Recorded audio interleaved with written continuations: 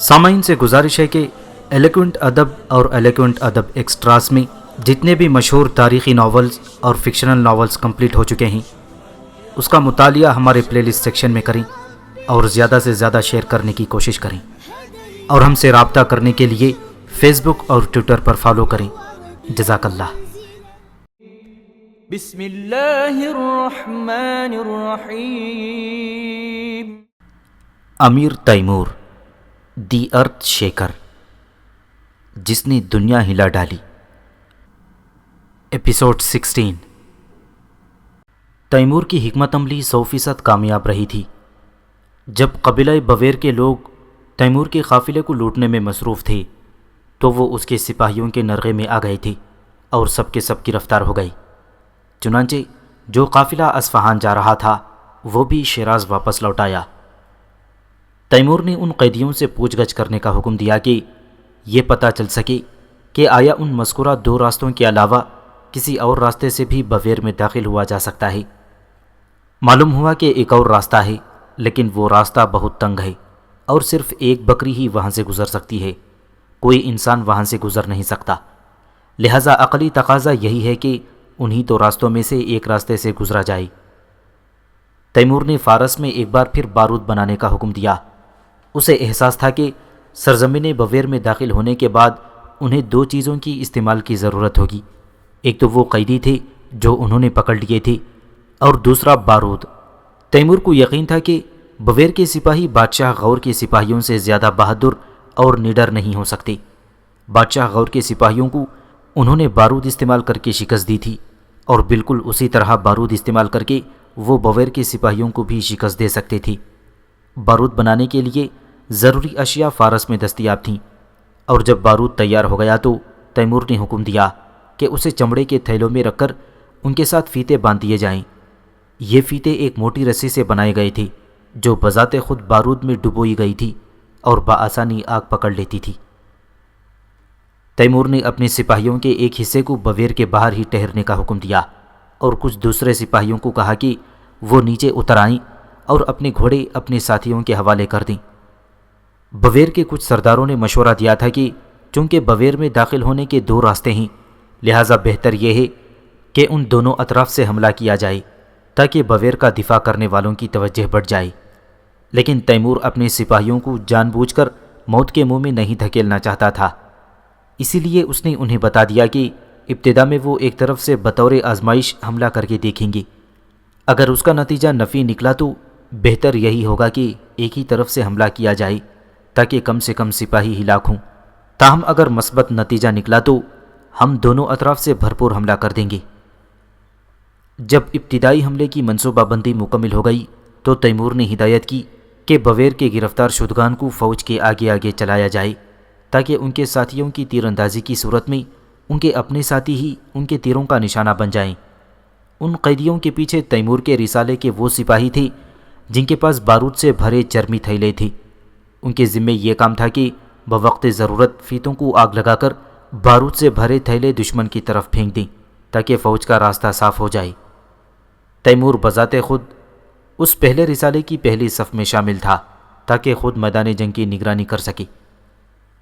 Timur کے لیے ممکن تھا کہ وہ اپنے افسران کے ذریعے میدان جنگ کی صورتحال معلوم کرتا رہتا، مگر اس نے مختلف جنگوں میں حصہ لے کر جان لیا تھا کہ بذات خود میدان جنگ کو دیکھنا اور نگرانی کرنا افسران کے ذریعے خبروں کے حصول سے قطعی مختلف ہے۔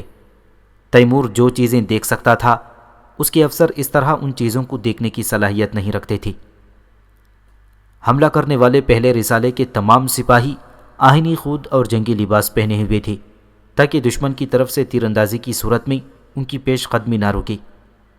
تیمور اور اس کے سپاہی پیدل ہی روانہ ہوئے اور ایک صاف مگر چڑھائی والا راستہ طے کرتے ہوئے بویر کے علاقے میں داخل ہو گئے۔ بویر کی حدود میں داخل ہوتے ہی ایکائک ان پر تیروں کی بوچھاڑ شروع ہو گئی۔ اگر وہ لوگ حفاظتی لباس نہ پہنے ہوتے تو شاید ان میں سے کوئی بھی نہ بچ پاتا۔ اگرچہ ان کے آگے آگے بویر کے قیدی چل رہے تھے، مگر ان کے قبیلے والوں نے ان کا کوئی خیال نہ کیا اور تیر اندازی جاری رکھی، جس کے نتیجے میں ان کے ساتھی ہلاک یا زخمی ہو کر ایسے گرے کہ پھر اٹھ نہ سکے۔ اگرچہ وہ لوگ تیروں کی برسات میں آگے بڑھ رہے تھے، مگر انہیں اپنے سامنے کوئی دکھائی نہیں دے رہا تھا، حتیٰ کہ دشمن کا ایک کمانڈر بھی دکھائی نہ پڑتا تھا۔ معلوم ہوا کہ وہ لوگ درختوں پر چڑھ کر انہیں تیروں کا نشانہ بنا رہے ہیں۔ یوں ان کے پاس موجود بارود کے تھیلے بھی وقتی طور پر بیکار ثابت ہوئے، کیونکہ ایسا وہاں کوئی موجود نہ تھا کہ جس پر بارود پھینکا جا سکتا۔ جیسا کہ پچھلی اقساط میں ذکر ہوا ہے کہ تیمور کے سردار اتنی قابلیت نہ رکھتے تھے جتنی کہ وہ خود رکھتا تھا۔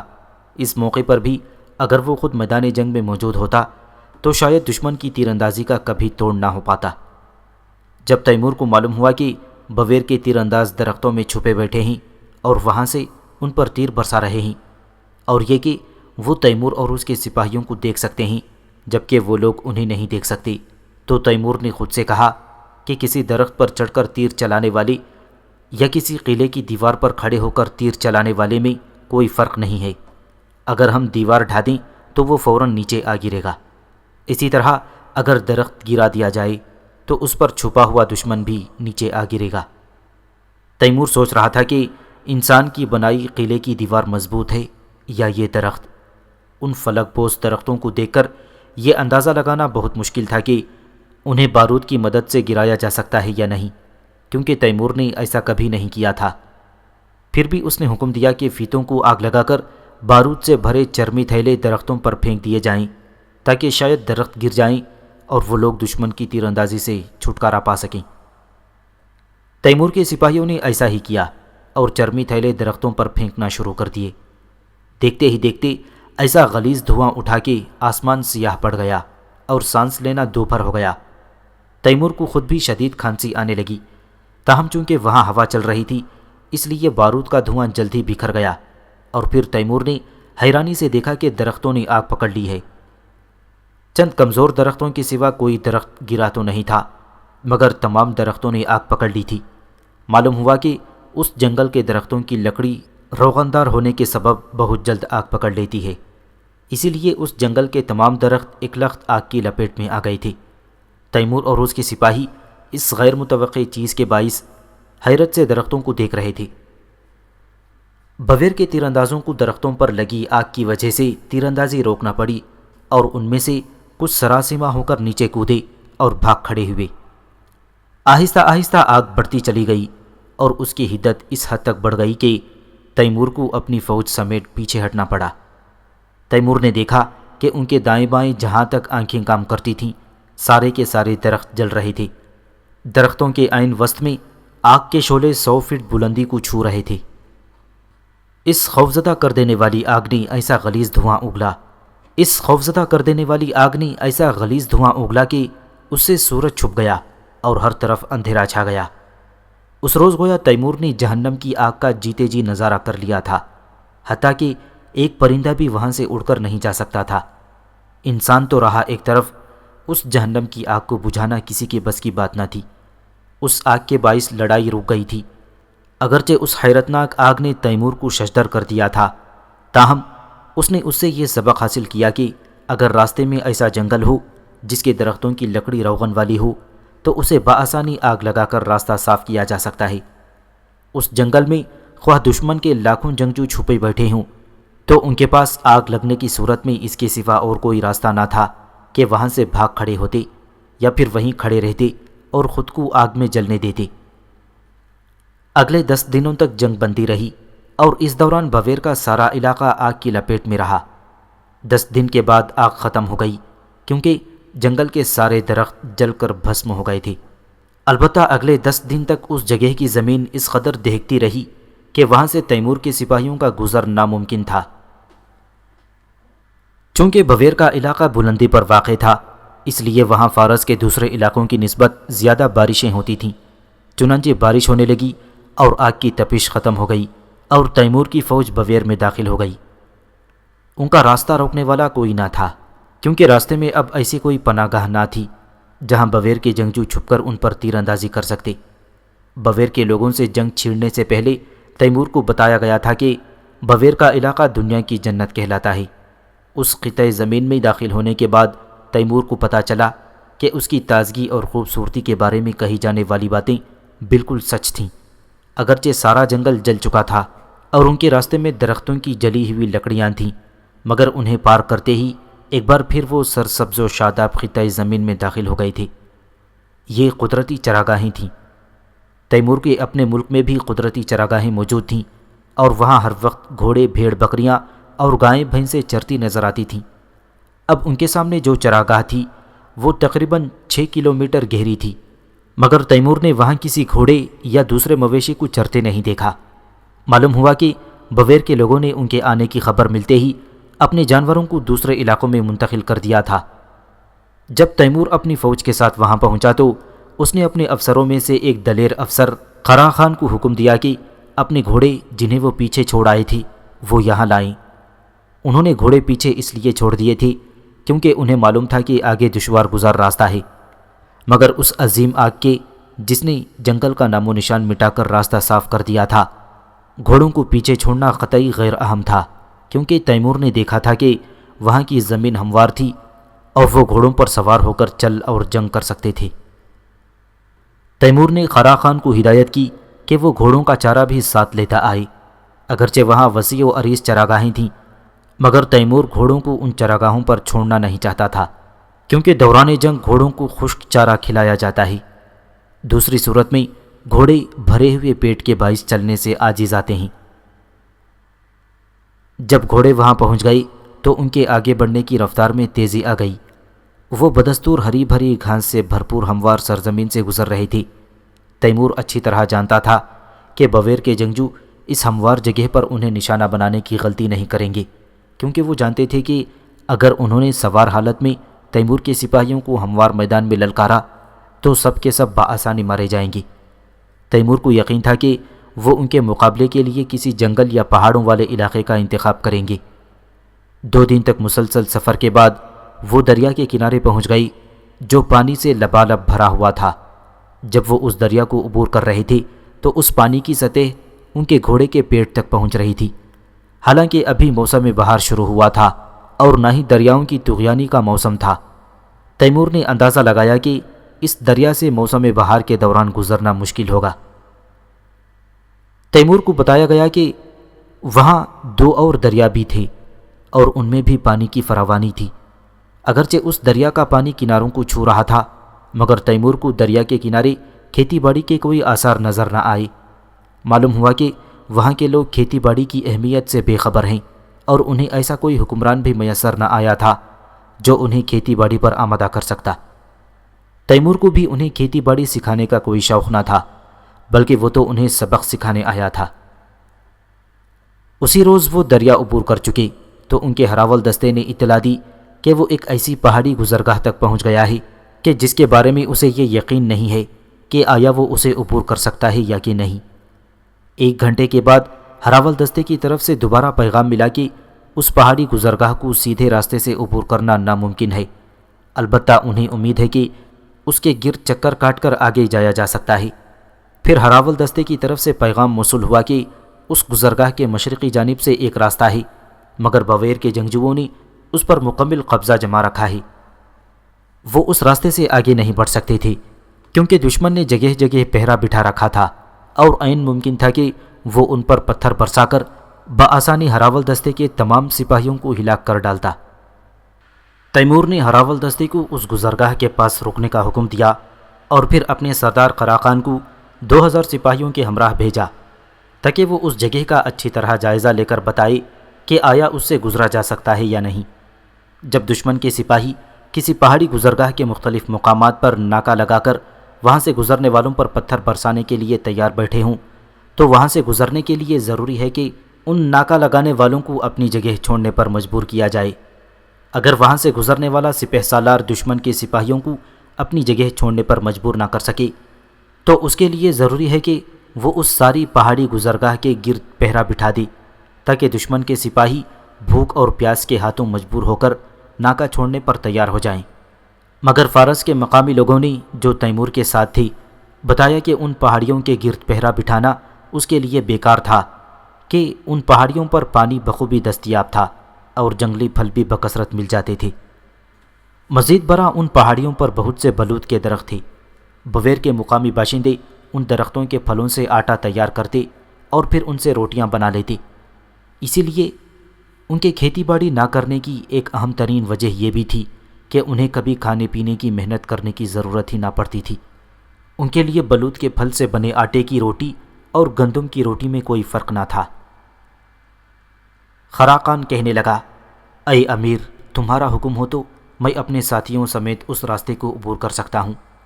تیمور نے اس سے کہا، خراقان، میں جانتا ہوں کہ تم بہادر اور نڈر ہو، اور اسی طرح تمہارے سپاہی بھی نڈر ہیں، لیکن میں تمہاری اور تمہارے سپاہیوں کی جان کو خطرے میں نہیں ڈالنا چاہتا۔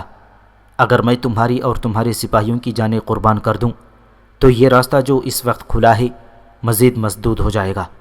بلندیوں سے پھینکے گئے پتھر تم سب کو ہلاک کر ڈالیں گے، اور تمہاری اور تمہارے گھوڑوں کی لاشوں سے راستہ بالکل بند ہو کر رہ جائے گا، لہٰذا ہمیں کوئی اور حل تلاش کرنا ہوگا۔ تیمور اور اس کے سپاہی اوپر بلندیوں پر نگاہ ڈالتے تو انہیں کوئی دکھائی نہ دیتا۔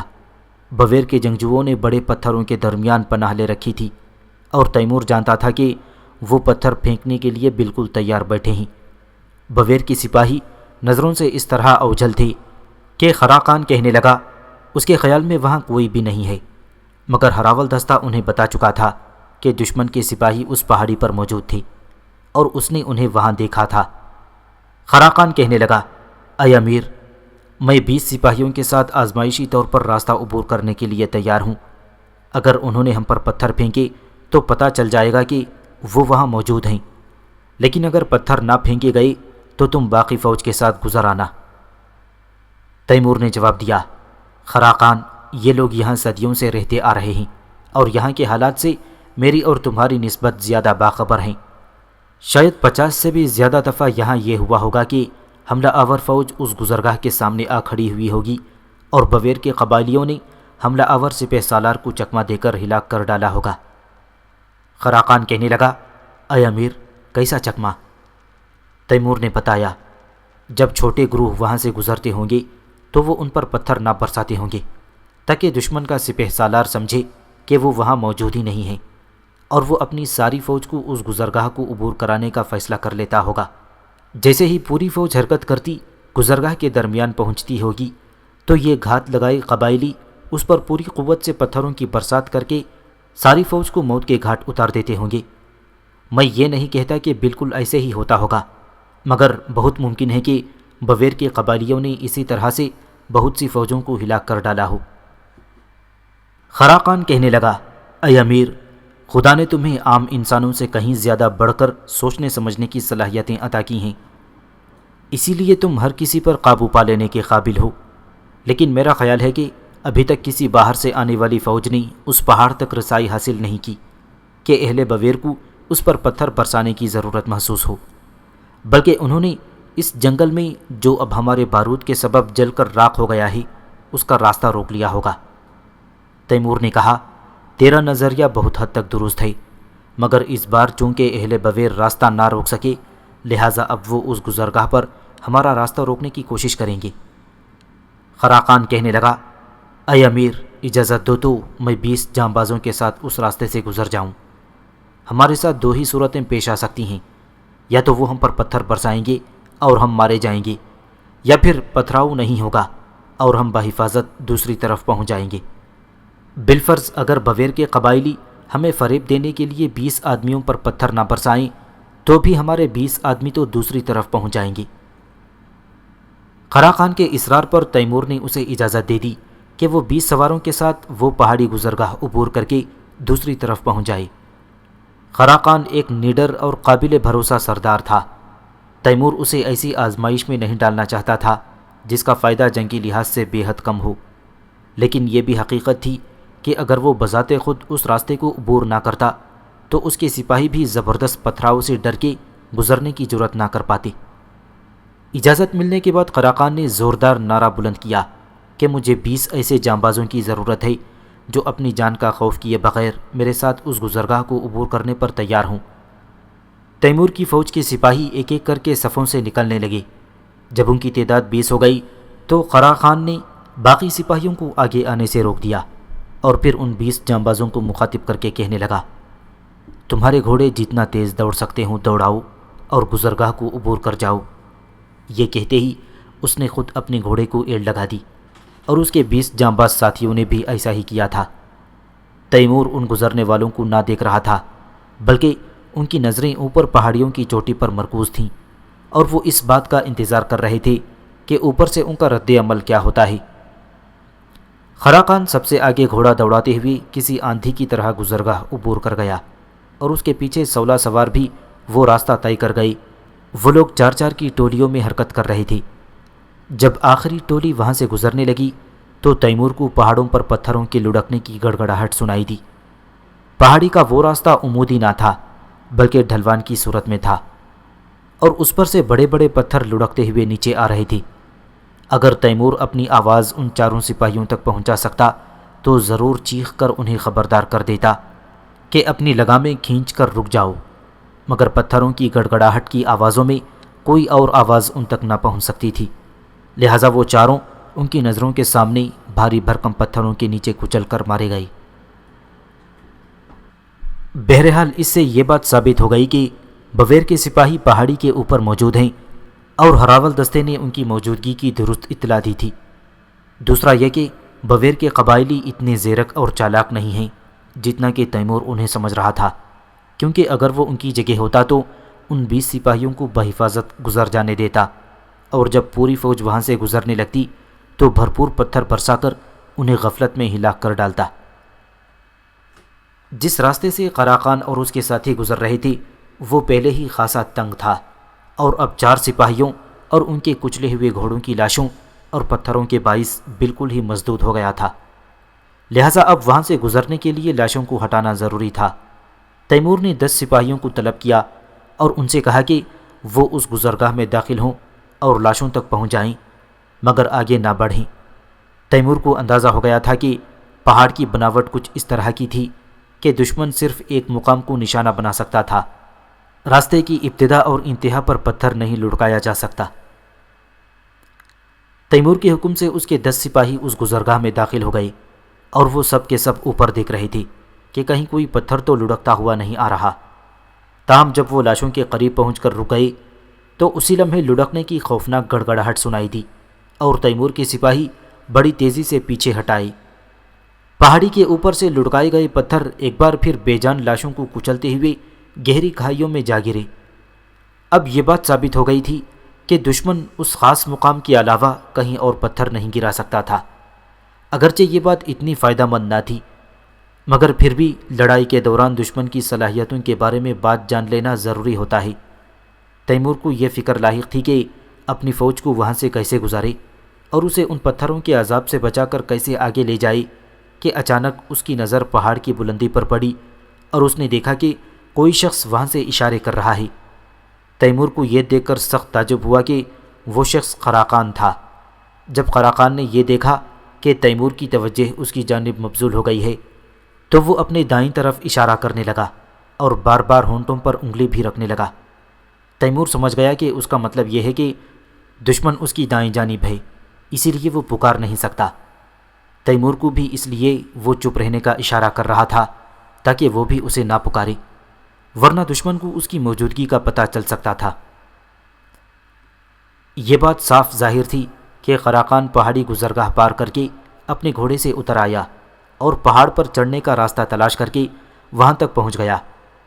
اس کا راستہ یقیناً ایسا تھا کہ دشمن اسے نہ دیکھ پایا، مگر یہ بات بھی واضح تھی کہ جو لوگ خراقان کو نہ دیکھ سکے وہ تیمور اور نیچے موجود سپاہیوں کو بخوبی دیکھ سکتے تھے، اور اگر وہ خراقان کو مسلسل دیکھتے رہتے یا اشاروں اور آوازوں سے اسے پیغام پہنچانے کی کوشش کرتے تو دشمن فوراً جان لیتا کہ ان کے آدمی اوپر پہاڑی پر پہنچ چکے ہیں اور چوکنا ہو جاتا۔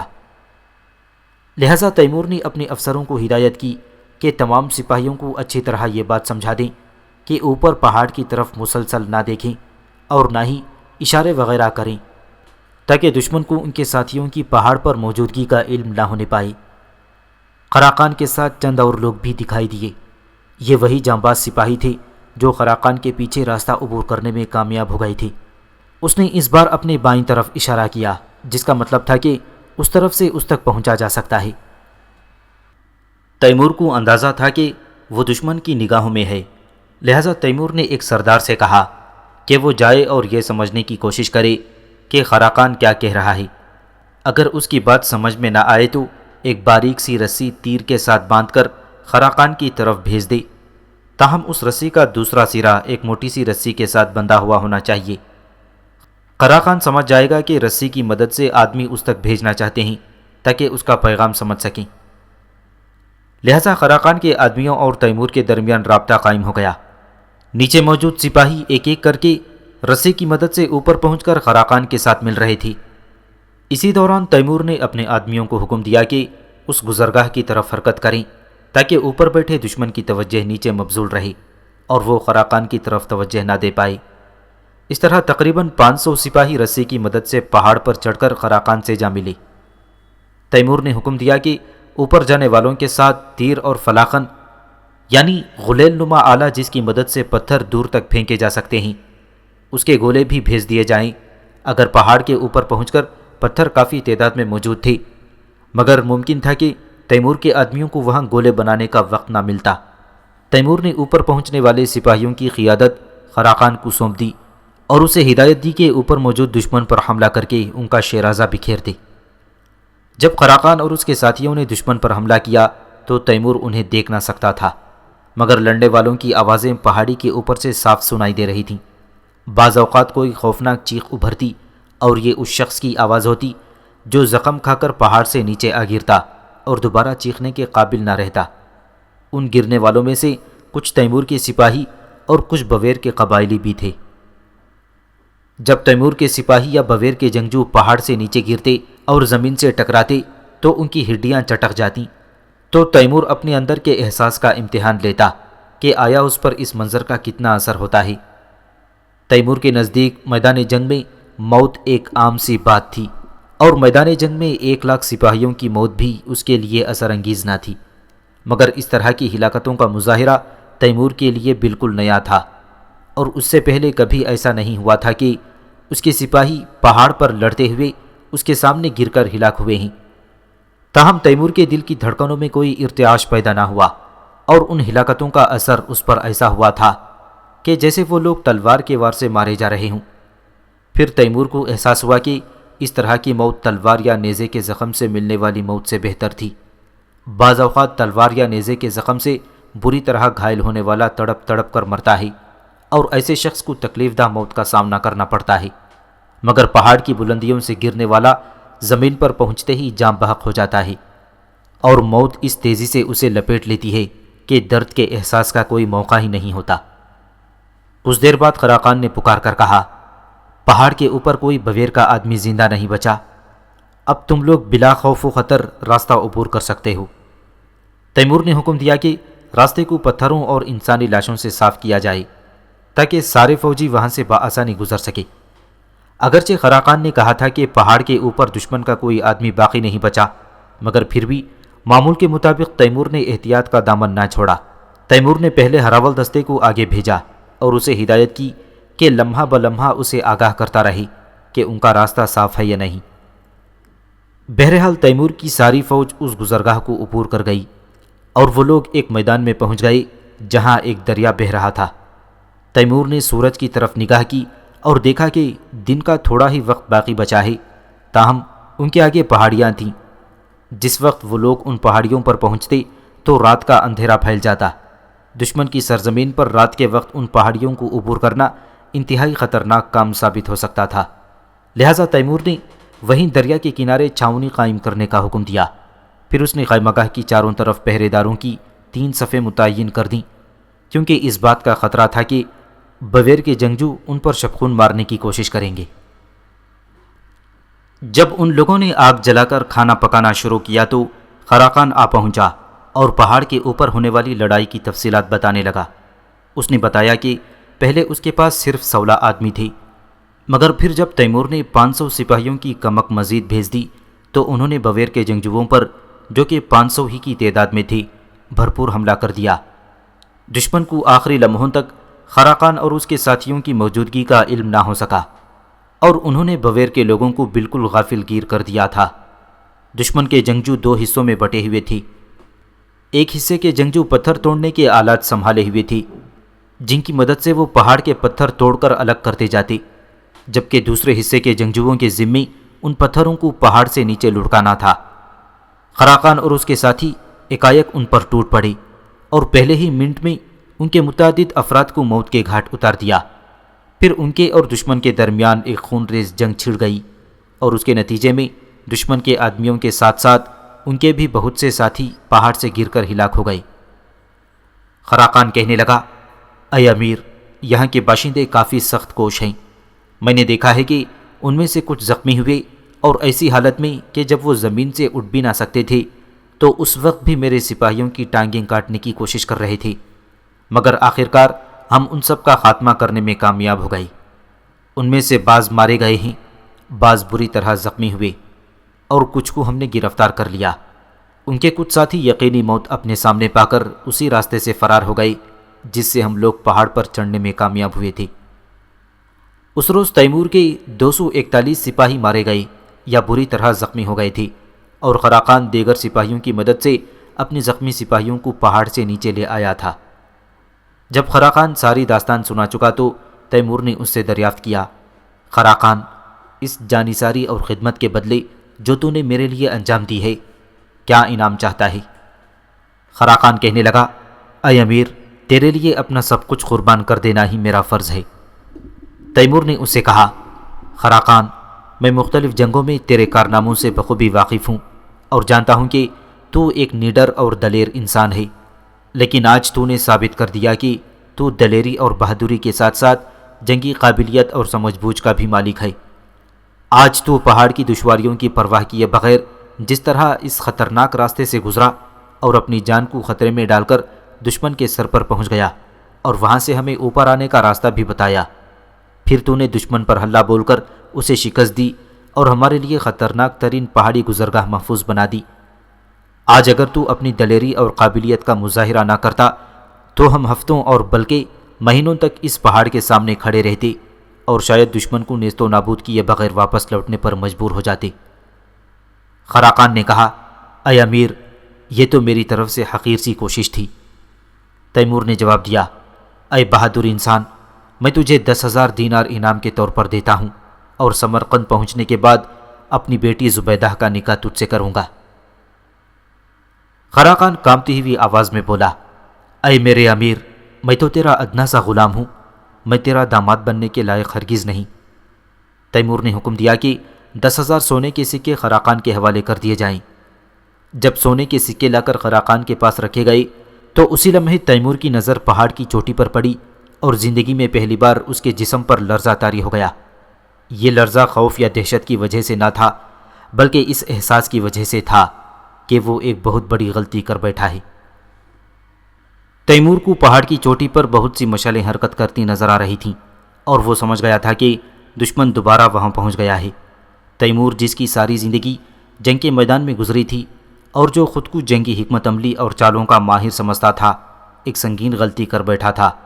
جو راستہ خراقان کی عظیم دلیری اور جنگی فراست سے کھلا تھا اور جس کے لیے انہیں 241 سپاہی کی قربانی دینا پڑی تھی، اسے پہرا بٹھائے بغیر چھوڑ کر تیمور نے دشمن کو کھلا موقع دے دیا تھا کہ وہ ان کے پیچھے اس راستے پر دوبارہ قبضہ کر لیں اور ان کی واپسی کا راستہ بند کر دیں۔ تیمور نے خراقان کو مخاطب کر کے پوچھا، خراقان، کیا تو تھکا ہوا ہے اور آرام کرنے کا خواہش مند ہے؟ وہ کہنے لگا، اے میرے امیر، اگرچہ میں تھکا ہوا ضرور ہوں، مگر تیری خدمت اور تیرے حکم کی بجا آوری کے لیے ہر وقت تیار ہوں۔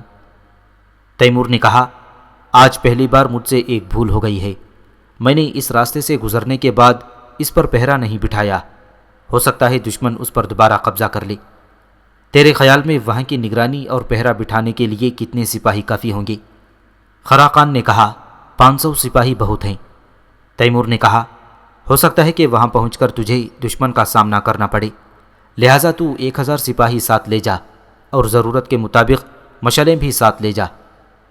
خراقان نے کہا، اے امیر، تیرے حکم کی تعمیل ہوگی، لیکن میرے خیال میں ہم نے بویر کے جو قیدی پکڑے ہیں پہلے ان سے پوچھ گچھ کر لینی چاہیے۔ تیمور نے فوراً قیدیوں کو حاضر کرنے کا حکم دیا۔ جب وہ آ گئے تو تیمور نے پہاڑ کی طرف اشارہ کر کے انہیں مشعلیں جلتی دکھائی دیں اور پوچھا کہ تمہارے ساتھی اس وقت پہاڑ کی چوٹی پر کیا کر رہے ہیں؟ ان میں سے ایک نے بولا، وہ لوگ اپنے مردہ ساتھیوں کی لاشیں اٹھا رہے ہیں اور زخمیوں کی مرہم پٹی کے لیے لے جا رہے ہیں۔ اس شخص کی بات درست معلوم ہوتی تھی، مگر تیمور کے لیے اتنا کافی نہیں تھا۔ اس لیے اس نے دوسرے قیدی سے پوچھا، تمہارے ساتھی رات کی تاریکی میں لاشیں کیوں اٹھانے آئے ہیں؟ کیا وہ صبح ہونے کا انتظار نہیں کر سکتے؟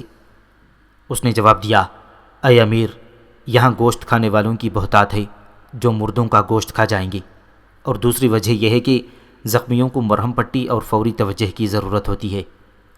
یہ جواب بھی معقول تھا۔ پھر بھی تیمور نے تیسرے قیدی سے، جو دوسروں کی نسبت اعلیٰ مقام کا مالک نظر آتا تھا، دریافت کیا، کیا تمہارے لوگ اس راستے کو دوبارہ بند کر سکتے ہیں جس سے ہم ابھی گزر کر آئے ہیں؟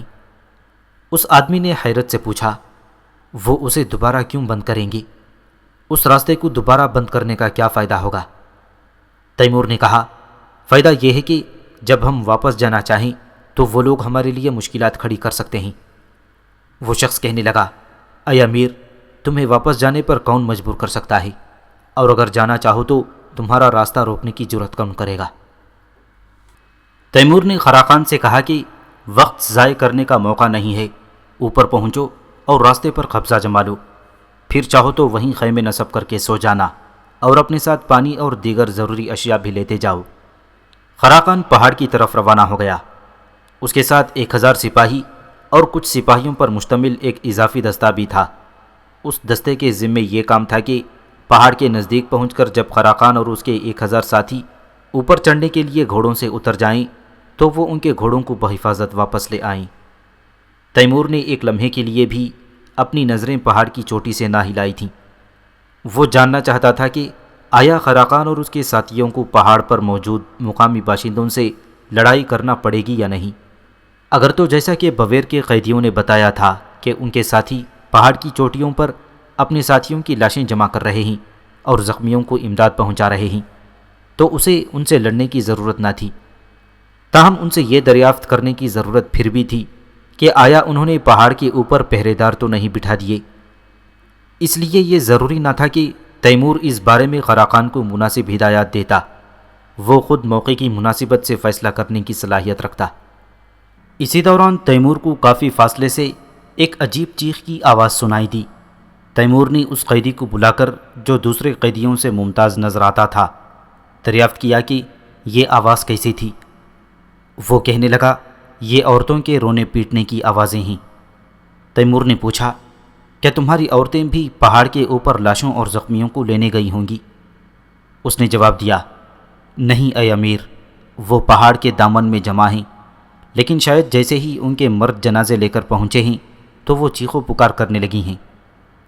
وہ قیدی ٹھیک کہہ رہا تھا، کیونکہ پہاڑ کے دامن میں بھی کچھ مشعلیں جلتی ہوئی نظر آ رہی تھیں۔ پھر تیمور نے قیدیوں کو واپس لے جانے کا حکم دیا۔ عورتوں کے ماتم کرنے کی آوازیں کچھ دیر تک آتی رہیں، پھر ان میں وقفہ آتا گیا اور آہستہ آہستہ وہ بالکل بند ہو گئیں۔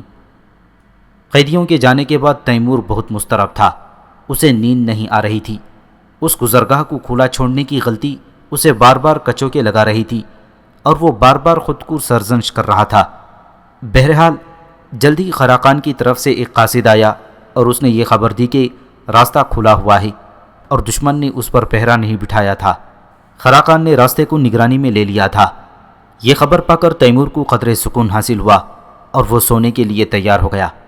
تاہم اس نے سونے سے پہلے اپنے خیمے کا معائنہ کیا اور افسروں کو ہدایت کی کہ وہ دشمن کے شبخون کے لیے تیار رہیں اور ہرگز غافل نہ ہوں۔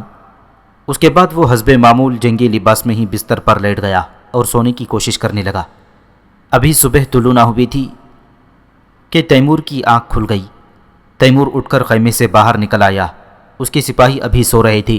تیمور نے دریا کے کنارے وضو کیا اور اپنی سفری مسجد میں فجر کی نماز ادا کرنے کے بعد ناشتہ لانے کا حکم دیا۔ تیمور کی عادت تھی کہ دوران جنگ، خاص طور پر رات کو جب دشمن کے حملے کا خطرہ ہوتا تو کھانا نہ کھاتا تھا، کیونکہ اسے نیند طاری ہونے اور سستی چھانے کا اندیشہ ہوتا تھا۔ تیمور کا نظریہ تھا کہ ایک سپہ سالار کی نیند ہلکی ہونی چاہیے۔ وہ اپنے سپاہیوں کو کھلی چھٹی دے دیتا کہ مکمل آرام کریں، تاہم خود گہری نیند نہ سو پاتا تھا۔ البتہ اپنی خیمہ گاہ کے گرد سخت پہرے کا انتظام ضرور کرتا۔ جب سورج پوری طرح طلوع ہو گیا اور خیمے وغیرہ سمیٹ لیے گئے تو آگے بڑھنے سے پہلے تیمور نے سوچا کہ گزشتہ رات کی غلطی نہیں دہرانی چاہیے اور قراقان کے ساتھ مسلسل رابطے کو یقینی بنانا چاہیے تاکہ دشمن ان کے درمیان حائل نہ ہو سکے۔ چنانچہ تیمور نے امیر حسین نامی سردار کو بلوایا اور اس سے کہا کہ میں تجھے 1000 سپاہیوں کے ساتھ یہیں چھوڑ کر جا رہا ہوں۔ تیرے ذمے یہ کام ہے کہ ہمارے اور قراقان کے درمیان رابطہ نہ ٹوٹنے پائے، کیونکہ ہو سکتا ہے کہ ہمارے آگے بڑھنے کے بعد دشمن قراقان پر حملہ کر دے اور اسے محاصرے میں لے لے، تب پھر میں بھی اس کی مدد کے قابل نہ ہو سکوں گا۔ امیر حسین خراسان کے ایک با اثر سردار کا بیٹا تھا۔ اس وقت اس کی عمر 30 برس کے لگ بھگ تھی۔ وہ کہنے لگا، اے امیر، تم بالکل اطمینان رکھو، میں یہاں رک کر تمہارے اور قراقان کے درمیان مسلسل رابطہ قائم رکھوں گا اور دشمن کو یہاں ہرگز قدم رکھنے نہ دوں گا۔ اس کے بعد تیمور بقیہ فوج کے ساتھ آگے روانہ ہو گیا۔ انہیں چونکہ مختلف ٹیلوں اور چڑھائیوں سے گزرنا تھا اور ان کا راستہ بھی تنگ اور پرپیچ تھا، لہٰذا تیمور نے حکم دیا کہ راستہ سمجھنے کے لیے بویر کے قیدیوں سے مدد لی جائے۔ ایک فوج کو خواہ وہ گھڑ سواروں پر مشتمل ہو یا پیادہ سپاہیوں پر، ایسے علاقوں سے گزرتے ہوئے بے حد احتیاط کرنا پڑتی ہے جو خمدار اور ڈھلوان والے ہوں۔ ایسے راستوں پر کبھی بھی اندازہ نہیں ہوتا کہ اگلے 50 قدم پر کیا ہوگا۔ تیمور اس راستے پر چلتے ہوئے ہر لمحہ دشمن کے سامنے تیار رہتا تھا، کیونکہ اس کے نزدیک وہ جگہ چھپ کر حملہ کرنے کے لیے بہت مناسب تھی۔ تاہم انہیں قبیلہ بویر کے لوگ کہیں دکھائی نہ دیے تھے۔ یوں لگتا تھا جیسے وہ کسی غیر آباد مقام سے گزر رہے ہوں، لیکن جلد ہی ان کا خیال بالکل غلط نکلا اور ہراول دستے کی طرف سے دشمن کی موجودگی کی اطلاع پہنچ گئی۔ تیمور اور اس کے ساتھی ٹھہر گئے اور اگلی اطلاع کا انتظار کرنے لگے۔ عام طور پر ہراول دستے کا سربراہ دن کے وقت دور سے جھنڈا لہرا کر دشمن کی موجودگی سے خبردار کر دیتا، اور پہاڑی علاقے میں جھنڈا لہرانے والے کو بلندی پر ہونا چاہیے تاکہ اس کا جھنڈا بآسانی نظر آ سکے۔ لیکن اس پہلی اطلاع کے بعد انہیں کوئی جھنڈا دکھائی نہ دیا۔ تیمور نے چند سپاہیوں کو حکم دیا کہ وہ آگے جائیں اور یہ معلوم کریں کہ ہراول دستے مزید اطلاعات کیوں نہیں بھیج رہے۔ وہ لوگ چلے گئے اور کچھ ہی دیر میں ٹیلوں کے پیچھے چیخو پکار سنائی دی اور پھر مکمل خاموشی چھا گئی۔ تیمور نے صورتحال کا پتہ لگانے کے لیے مزید آدمی بھیجنا چاہی، مگر اس کی مہلت نہ مل سکی اور اچانک ان پر تیروں کی بوچھاڑ شروع ہو گئی۔ یہ تیر اتنی تیزی سے برس رہے تھے کہ تیمور کو احساس ہوا اگر وہ لوگ ایک قدم بھی آگے بڑھے تو ان کے سارے گھوڑے اور بغیر حفاظت لباس پہنے سپاہی ہلاک ہو جائیں گے۔ چنانچہ تیمور نے فوراً پیچھے ہٹنے کا حکم دے دیا۔ 2 تیر آگے پیچھے تیمور کے بھی آ کر لگے، اگرچہ حفاظت لباس نے اس کی جان بچا لی، تاہم تیروں کی ضرب سے تیمور سمجھ گیا کہ تیر پھینکنے والے ہاتھ بے حد مضبوط ہیں۔ عقب نشینی اختیار کر کے وہ لوگ تیروں کی زد میں آنے سے محفوظ ہو گئے۔ تیمور کو قیدیوں پر شک گزرا اور اس نے سوچا کہ شاید وہ لوگ جان بوجھ کر انہیں اس جگہ لے آئے تھے، لیکن ان لوگوں نے قسمیں کھا کر یقین دلایا کہ وہ ان ٹیلوں کے پیچھے اپنے ساتھیوں کی موجودگی سے قطعی لا علم تھے۔ اگرچہ تیمور کو خود بھی احساس تھا کہ ان پر حملہ کرنے کے لیے وہ مناسب ترین جگہ تھی، مگر اس کا خیال تھا کہ قیدی انہیں اس راستے سے لے جائیں گے جہاں ان کے ساتھی نہ ہوں۔ قیدیوں نے بتایا کہ یہ پہاڑی ٹیلے ہر طرف پھیلے ہوئے ہیں اور جس طرف سے بھی آگے بڑھتے تو یہ امکان تھا کہ بویر کے جنگجو راستے میں گھات لگائے بیٹھے ہوتے۔ جب وہ لوگ پیچھے ہٹائے تو تیمور کو اندازہ ہو گیا کہ ان کے ہراول دستے نے کیوں ایکائک خاموشی اختیار کر لی تھی۔ وجہ یہ تھی کہ وہ پلک جھپکنے میں ہی غافل گیر ہو گئی اور سب کے سب اہل بویر کے ہاتھوں ہلاک ہو گئی تھی۔ تیمور کو دوسری بار اہل بویر کی زبردست تیر اندازی کا تجربہ ہوا تھا۔ پہلی بار بویر میں داخل ہوتے ہی انہوں نے تیر برسائے تھے اور دونوں مرتبہ ان کی تیر اندازی انتہائی مہلک ثابت ہوئی تھی۔ پہلی بار تیمور اور اس کی فوج رکنے پر مجبور ہوئی اور دوسری بار انہیں پیچھے ہٹنا پڑا تھا۔ اسی دوران امیر حسین کی طرف سے پیغام موصول ہوا کہ وہ اور قراقان بالکل خیریت سے ہیں۔ اس نے پوچھا کہ تیمور اور اس کی فوج کا کیا حال ہے۔ تیمور نے پیغام بھیجا کہ وہ لوگ ٹیلوں سے گزرتے وقت اچانک تیر اندازوں کا نشانہ بن گئے تھے اور اب انہیں پیچھے ہٹنا پڑا ہے۔ تیمور نے اپنے سرداروں کے ساتھ لڑائی کی صورتحال کو جوں کی توں بیان کرنا پسند کیا تاکہ وہ لوگ بھی حقیقت پسندی سے کام لیں۔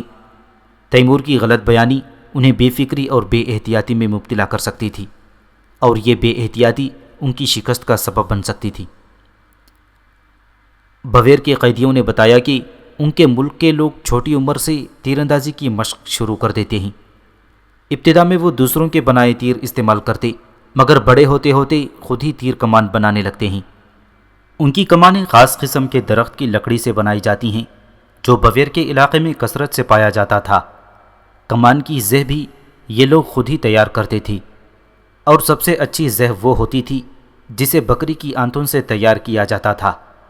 بکریاں بھی بویر کی سرزمین پر بہت زیادہ تعداد میں پائی جاتی تھیں۔ کمان تیار کرنے، زہ بنانے اور تیر بنانے کے مخصوص گر تھے جن سے وہاں کے لوگ وقت کے ساتھ ساتھ آگاہ ہوتے جاتے تھے۔ بویر کے جنگجو جو تیر استعمال کرتے تھے ان کے سروں پر دھات کی نوکیں نہ ہوتی تھیں بلکہ پتھر سے بنی نوکیں استعمال کی جاتی تھیں۔ بویر میں ایک خاص قسم کا پتھر پایا جاتا تھا، اسے تراش کر تیر کی بے حد تیز نوک بنائی جاتی تھی۔ ایسا تیر دھاتی نوک کی طرح ہی جسم میں اتر جاتا تھا۔ قیدیوں نے مزید بتایا کہ ان کے ملک میں 3 بڑے جشن منائے جاتے تھے۔ ایک جشن نوروز تھا، دوسرا آگ کا جشن اور تیسرا مقابلہ تیر اندازی کا جشن۔ جشن نوروز بہار کے موسم میں منایا جاتا اور آگ کا جشن موسم خزاں میں۔